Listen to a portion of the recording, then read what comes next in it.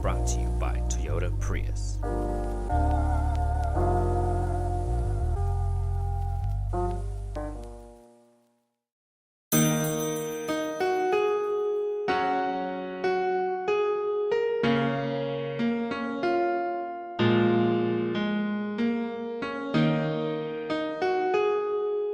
My name is Nelini Stamp.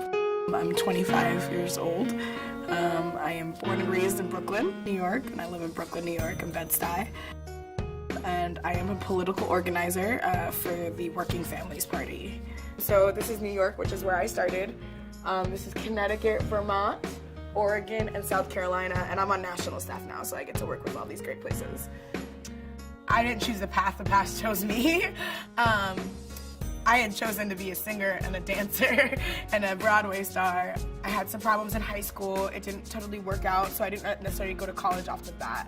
In 2008, I said, I'm gonna go back to school. I got $1,000 saved up. I'm gonna go back to school. I'm gonna pay for college. I'll put a down payment on student loans. This is gonna be great.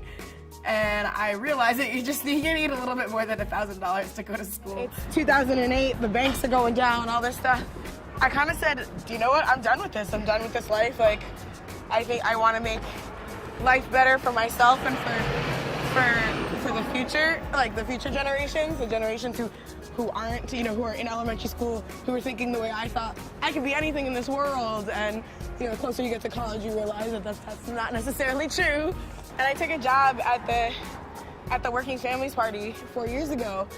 And I like to say it's been my college experience because I've gotten my own degree from them in political science in a way, because it taught me so much about not just the national political scene, but the actual local political scene that really counts, because your state senator, your city council person, they make more laws that govern your life and enable you to go to college or not.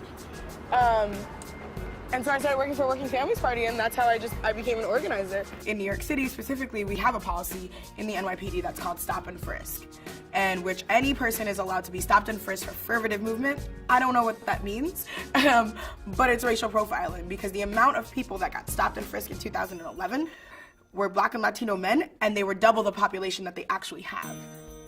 So stop and frisk, we came together, people from the NAACP, SEIU, 1199, and the Working Families Party, and New York Civil Liberties Union, and community-based organizations that have been working on this issue for months and years, came together and said, we're gonna do a march. We're gonna march down Fifth Avenue, a silent march, because this is not a funny subject anymore. And so we marched, and we had 50,000 strong on Father's Day. Over 50,000 strong on Father's Day. It was really beautiful. I was really, really, really, really inspired by the folks that brought SNCC together, Student Nonviolent Coordinating Committee, and seeing that you have Diane Nash and Ella Baker and all these powerful, beautiful women that were so strong as leaders in SNCC. It was really great, and that inspired me a lot. And then I had to say my mom, growing up as a Hispanic woman and coming out not only to her family, but coming out to her daughter at a time where, in the 90s, where homophobia is at its highest, and you're coming out to your daughter, and you're coming out for the first time.